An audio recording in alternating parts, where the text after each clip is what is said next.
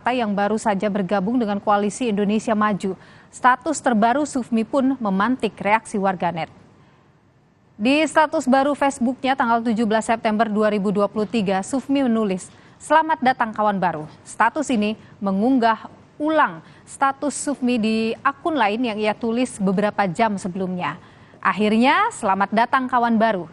Berjuang bersama, kita menang. Tulis Sufmi lengkap dengan emotikon tangan mengepal dan bendera Indonesia. Namun Sufmi tak menyebut nama partai yang baru masuk barisan mendukung bakal capres Prabowo Subianto itu.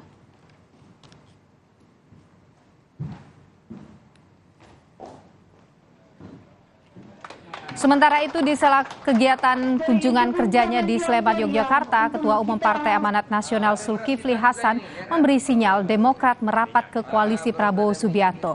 Zulkifli Hasan bilang Minggu sore ini ada pertemuan penting soal keputusan koalisi Demokrat. Ia juga mengungkap nama bakal calon wakil presiden yang didukung Partai Amanat Nasional untuk mendampingi Prabowo Subianto. Kita kasih karpet biru, ya. Oke. Kapan rencananya, Pak? Untuk Demokrat. Ya, nanti sore ketemu duluan, ya. Ya, kalau nggak Pak Erick Thohir, ya Pak Muhajir, 2 dari PAN. Kami masih akan hadirkan sejumlah informasi penting lainnya di Kompas Petang bersama rekan saya Audrey Chandra. Audrey, silakan.